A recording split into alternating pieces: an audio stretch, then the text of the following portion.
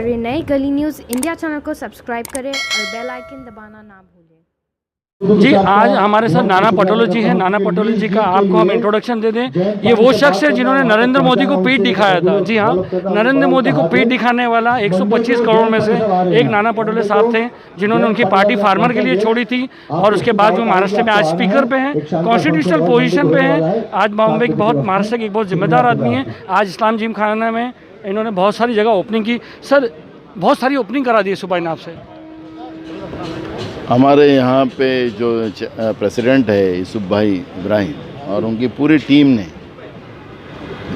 जो आज इस्लाम जिमखाने का जो चेहरा बदल दिया है, वो उनकी तारीफ और ये सब चीज़ को गौर से देखने के लिए हम लोग यहाँ पर आए हैं। और मुझे लगता है कि मुंबई का जितने भी जिमखाने हैं उसमें सबसे अच्छा जिमखाना, 5 स्टार जिमखाना इन लोगों ने बनाया है। सर, इस्लाम नाम पहले आता है तो आपके दिमाग में क्या आता है? आप स्पीकर ऑफ महाराष्ट्र हो, आप मेंबर ऑफ पार्लियामेंट रह चुके हो। इस्लाम नाम आने से आपके दिमाग में सबसे पहले क्या चीज़ आती है?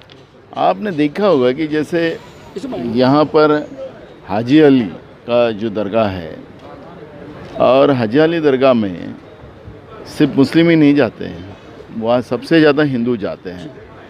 आखिरी ये इस्लाम, हिंदू, ये सब चीज़ें जो लोगों ने अपने अपने स्वार्थ के लिए लाई गई।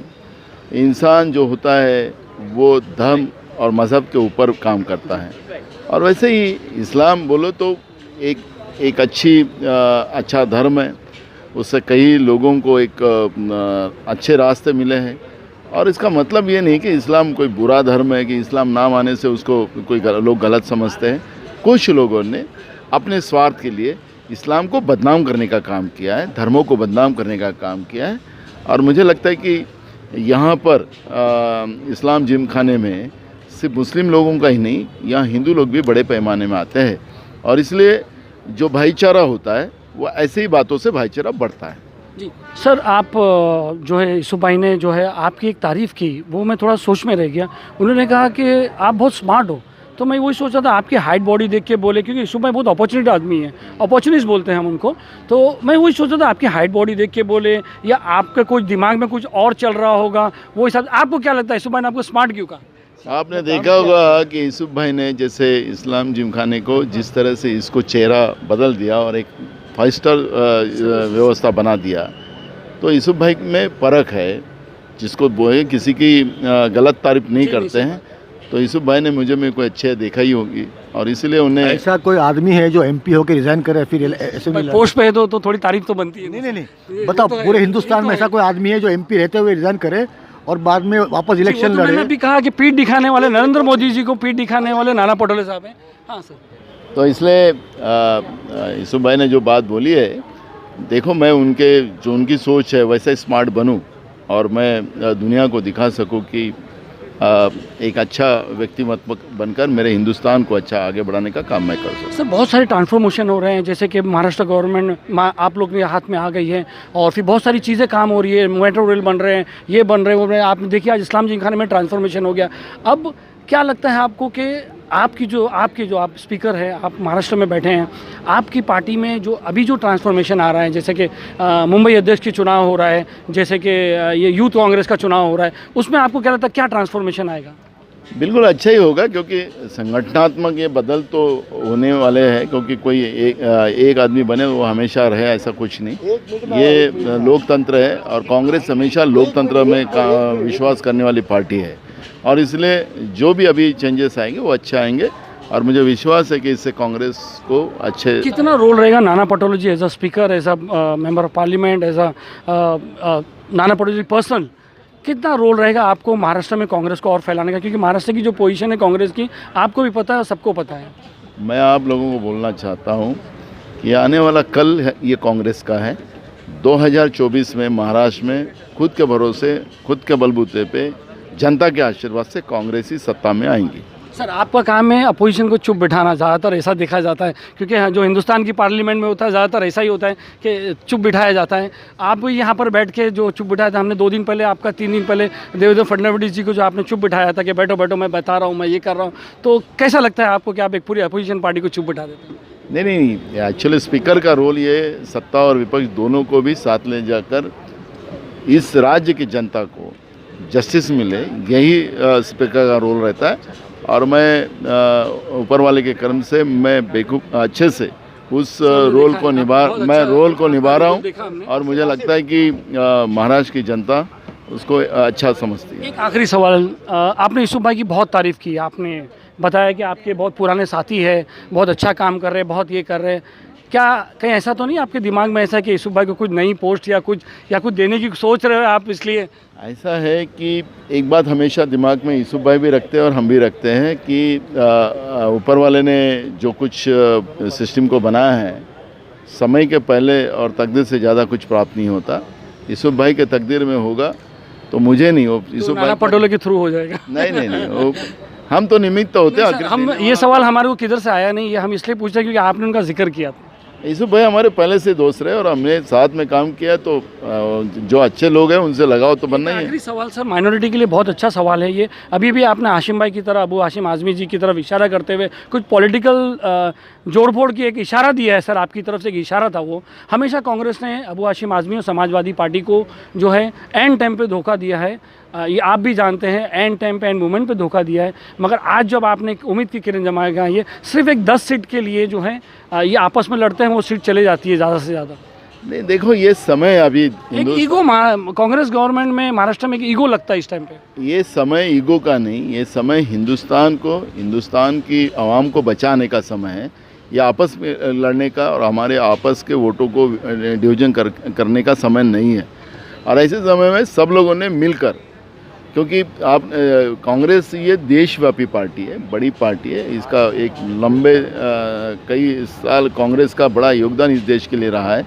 और इसलिए ऐसे समय में कांग्रेस से बातचीत कर सभी ने जो भी वोट विभाजन करना चाहते हैं उन्हें नहीं करना चाहिए। सबने एक बार उस बात को एक एंड तक लेके जाना चाहिए, क्योंकि ये समय अगर हमारे हाथ से निकल गया तो हिंदुस्तान बचेगा कि नहीं बचेगा, ऐसा समय अभी आया है। आपकी बातों से अबू हाशिम आज़मी थोड़े खुश हो गए थे? बिल्कुल, अबू आज़मी हमारे साथी है, हम हमेशा उनको मदद करते हैं, क्योंकि वो हमेशा टारगेट बनाया जाता है उनको बीजेपी की तरफ से, और हमारे आने से उनको अब टारगेट बनाना भी बंद किया गया है। तो मैं हमेशा यही कहता हूँ कि आज वो समय नहीं है कि हम आपस में लड़े, ये समय है कि हम लोगों ने अब मुट्ठी बांध कर देश को जो देश को जो ख़त्म करना चाहते हैं उसके मुकाबले में सबने एक आना चाहिए। यही हम सब लोगों का मकसद रहना चाहिए। बहुत बहुत शुक्रिया, थैंक यू वेरी मच। मैं सबसे पहले हमारे भाई और हमारे विधानसभा के पूर्व विधायक यूसुफ भाई को बहुत बहुत बधाई देता हूं और उनकी पूरी टीम को बधाई देता हूं कि हमारे बम्बई शहर में, बम्बई शहर तक ही नहीं है, बम्बई शहर हमारे हिंदुस्तान का सबसे प्यारा शहर है। और वहाँ उस प्यारे शहर में यूसुफ भाई और उनकी टीम इंडिया, उनको आप लोगों ने जो जवाबदारी दी थी इस्लामी जिमखाना की, उसको खूबसूरत बनाने का जो उनने काम किया है, इसलिए तालियों से उनकी टीम को भी आप बधाई दें। मैं इस खुशी के मौके पर यहाँ पर आए हुए हमारे विधानसभा के हमारे साथी, हमारे जनाब भाई जगताप, हमारे दूसरे भाई जनाब अबू आज़मी जी, हमारे अमीन भाई पटेल, हमारे राज्य के माजी मंत्री और हमारे साथी और कांग्रेस के कद्दावर नेता जनाब नसीम आरिफ खान जी, कैसर खालिद साहब जी, और हमारे सभी यहाँ पर इस मंडल के सभी साथी और हमारी सभी माता बहना, हमारे सभी बुजुर्ग और युवा साथी। जैसे कहा गया कि यूसुफ भाई ने बहुत छोटी बात कही थी कि यहाँ पे जो भी शासन से हमें मदद लगेंगी तो हमें मदद होना चाहिए। मैं आज ही आप सब लोगों को, यूसुफ भाई की सभी टीम को मैं कहना चाहूँगा कि जो भी आपकी तकलीफ हो, एक दरख्वास्त मुझे दे दो, अगले हफ्ते में उसको मीटिंग लगाएंगे। राज्य के मुख्यमंत्री हो, राज्य के उप मुख्यमंत्री हो, सबको बुला के अपने विधानमंडल में ही उनका निर्णय करा देंगे कि जिसे हमें आगे और अच्छा करने के लिए कोई तकलीफ ना हो, ये कोशिश हम करेंगे। और मुझे लगता है कि एक बड़ी तकलीफ के बाद हम लोग सब, हमारे सबके चेहरे पे हंसी आई है। जो एक कोविड की बीमारी जो हमारे देश में, दुनिया में आई, वो कोई ऊपर वाले की नहीं थी, वो मैनमेड थी और मैनमेड है, इंसान ने बनाई हुई। और इंसान ने बनाई हुई जो तकलीफ है, हम सब लोग गए कई महीनों से भुगत रहे और भुगत भी रहे। और मुझे लगता है कि जो लोग ऐसा पाप का काम करते हैं उनको ऊपर वाला जल्दी सजा दे, जिसे दुनिया अच्छे से हंसती रहे। ये तो ये सबको रुलाने का ही काम कर रहे हैं। और मेरा इशारा आप सब लोग समझते हैं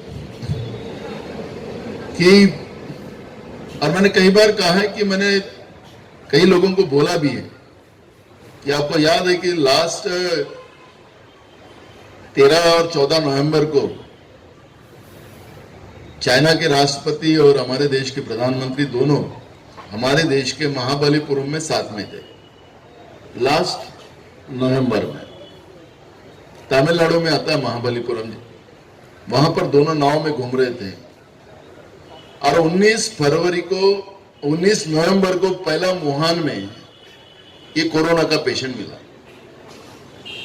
19 नवंबर को ये वुहान जो है चाइना का, वहां पर ये बायोलॉजिकल रिसर्च सेंटर चाइना का एक में है, उनके चाइना के कंट्री में। और आपने देखा होगा कि चाइना में वो वुहान और वुहान के बाहर कहीं कोरोना का प्रॉब्लम नहीं हुआ, बाकी चाइना एकदम खुश रहा। और वो यूरोप कंट्री से लेके दुनिया में फिर अपने हिंदुस्तान में पहुंचा। और हमने क्या भुगत रहे और क्या भुगते हैं, वो सब लोगों को आज भी उसकी सब चीज की बात अगर दिमाग में आती है तो आदमी घबरा जाता है। और टीवी चैनलों ने तो उसका कमाल ही कर दिया। फिर जितनी दहशत फैलानी थी टीवी चैनलों ने उनके अपने ढंग से फैला दी।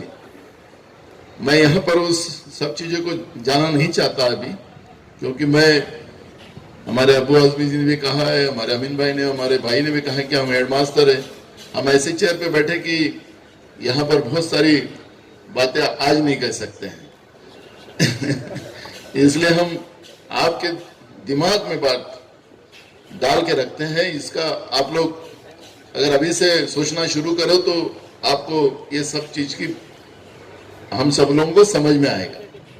मैं इतना ही करूंगा कि इतने दिनों के बाद आज हम सब लोग हंसते हुए यहाँ पे नजर आए हैं। और हमारे यूसुफ भाई की टीम इंडिया ने, उनने मिलकर एक अच्छा हमारे मुस्लिम जिमखाने को, इस्लामी जिमखाने को इस ढंग से बनाया कि मैं लास्ट ईयर जब आया था तब मैंने इस्लामी जिमखाना को पास से देखा, और अभी देख रहा हूं तो ऐसा लगता है कि हम 5 स्टार होटल में आए हैं। 5 स्टार नहीं, 7 स्टार होटल में। तो आखिरी जो भी करेगा तो आदमी इंसान ही करेगा। और अच्छे सोच के, अच्छे विचार के लोग जब हमारे समाज में आते हैं तो उनका बहुत बड़ा योगदान होता है। नहीं तो जैसे कहा हमारे साथी नसीम आरिफ खान साहब ने कि जिमखाना बोलो तो वहां पे तो जुआ खेलना, ये जितनी भी जिमखाना हो तो यहाँ पे सब जगह तो जुआ चलता ही होगा। परंपरा है, व्यवस्था बनी हुई है, क्योंकि वो अधिकार बनता है। लेकिन इनकी यूसुफ भाई की टीम आने के बाद उन लोगों ने जो डिसीजन लिया और यहाँ का वो जुआ ही खत्म कर दिया और यहाँ का माहौल भी बदल दिया। तो ऐसे जो विचार के लोग आते हैं, अच्छे विचार के लोग जब समाज में आते हैं तो उनको ताकत देने का काम भी हम सब लोगों को करना पड़ता है। क्योंकि समाज में कई लोग आते हैं, कई लोग समाज का फायदा लेके निकल भी जाते हैं, खुद का कर लेते हैं, समाज को पीछे छोड़ चले जाते हैं, खुद आगे बढ़ जाते हैं। अभी यूसुफ भाई का देखो ना, वो तो कैप्टन है ये टीम के, लेकिन वो उधर सामने बैठे हैं, टीम को यहाँ बिठा दिया सामने। तो ये जो खासियत होती है, क्योंकि मेरे साथ 5 साल एमएलए थे यूसुफ भाई, विधानसभा में हमने देखा। उस समय मैं बंबई से कम से कम 99 में 19 MLA हमारे साथ थे बम्बई से, कांग्रेस के। पीयू मेहता, बलदल खोसा, बहुत सारे थे कि जिसे सबके नाम 19 लोगों के गिनने जाओ तो समय जाएगा। लेकिन यूसुफ भाई में मैंने एक विशेषता देखा था कि अपने काम से मतलब, मेरे को लोगों ने यहाँ चुन के भेजा, मैं लोगों का काम करूंगा, मेरे एरिया के लोगों का काम करूंगा, मैं बम्बई का काम करूंगा। और जैसे ही उससे बाहर आए तो उन्हें एक समाज में अच्छा काम करने का, बम्बई के लिए अच्छा काम करने का सोचा। जैसे देखा उन्होंने कहा कि हम लोग यहाँ से इस बार जो लोग तकलीफ में आए तो यहाँ से हमने अनाज दिया, क्योंकि हमारा तो चैरिटी है ही नहीं, लेकिन हमने दिया। ये देने की बात जो होती है, ये ऊपर वाला जिसको देता है वो ही देता है, ये दूसरा आदमी नहीं दे सकता है। नहीं तो सब अंदर रखने की व्यवस्था बनाते हैं। यूसुफ भाई के मन में, उनके टीम के मन में ऐसा है कि नहीं, हमारे इसमें हमारे जो बॉलर्स है उसमें चैरिटी नहीं होगा तो भी हम लोगों को देंगे, क्योंकि लोग तकलीफ में आए। ये सब बातें जो होती है ये अच्छे विचार के लोगों के साथ आती है। और मुझे विश्वास है कि जैसे मैंने देखा कि आरिफ भाई ने कहा कि यूसुफ भाई का भी यहाँ पर उनका सत्कार हो, और जैसे यूसुफ भाई मंच पे आए तो आप सब लोगों ने उनको खड़े होकर ताली बजाए, तो मुझे लगा कि आप यूसुफ भाई को बहुत प्यार करते हो। ये और मैं ज्यादा समय नहीं लेते हुए इतना ही कहूंगा कि जो भी आपके प्रॉब्लम्स हो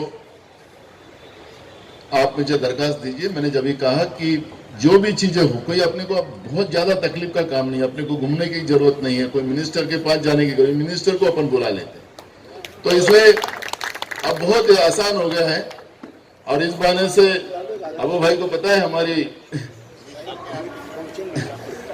तो अबू भाई को पता है हमारी स्टाइल, तो इसलिए बहुत आसान है। और मुझे लगता है कि ये अच्छे काम करने वालों को मेरे तरफ से थोड़ी भी मदद हो जाए तो मुझे लगता है कि मैं भी उस अच्छे काम में मेरा भी थोड़ा सा हिस्सा बने, तो मुझे लगता है कि एक बहुत बड़ा काम हो। हम सब लोग मिलके अच्छा समाज, अच्छी मुंबई, अच्छा महाराष्ट्र बनाने का सपना हम सब लोग देखें, जिसे अबू भाई भी हम सब लोगों को साथ देंगे। क्योंकि हमारे यहाँ पर जब भी हमारे में से बंटवारा हो जाता है तो गलत लोगों को मौका मिल जाता है।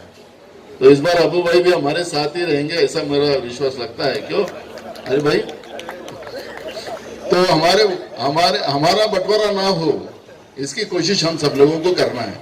मेरा इशारा आप सब समझ रहे, अबू भाई भी समझ रहे हैं। तो मुझे लगता है कि हमारा बंटवारा अब ना हो, हम सब साथ रहें। मुट्ठी अगर बंधी रही, मुट्ठी की ताकत ज्यादा बनती है, और हम लोग ऐसे विभाजित रहे तो हमारा नुकसान होता है, और हमने नुकसान देखा है। अब इसके बाद नुकसान देखने की ताकत हमारी नहीं, हम नुकसान को खत्म करेंगे, यही मानसिकता हम सब लोगों को बनाएंगे। मुझे विश्वास है कि हम सब लोग मिलके, क्योंकि यहाँ बम्बई का क्रीम है। मैं लास्ट टाइम भी आया था तब सब लोगों से मिला था, आज भी मैं आप सब लोगों को कहता हूँ कि आप सब एक जवाबदार लोग हो, बम्बई के मजबूत लोग हो। और जो मैं बहुत सारी बात ओपनली नहीं कर सकता, लेकिन मैंने जो बात आप लोगों को बोल दिया है उस बात का हम लोग सब लोगों ने सोचना है। यही मैं कहता हूँ। पुनः सब लोगों को बहुत बहुत, हमारी यूसुफ भाई और उनके टीम इंडिया को मैं बहुत बहुत बधाई देता हूँ, और आप सब लोगों को मुबारक देता हूँ, और मेरे 2 शब्द पूरे करता हूँ। धन्यवाद।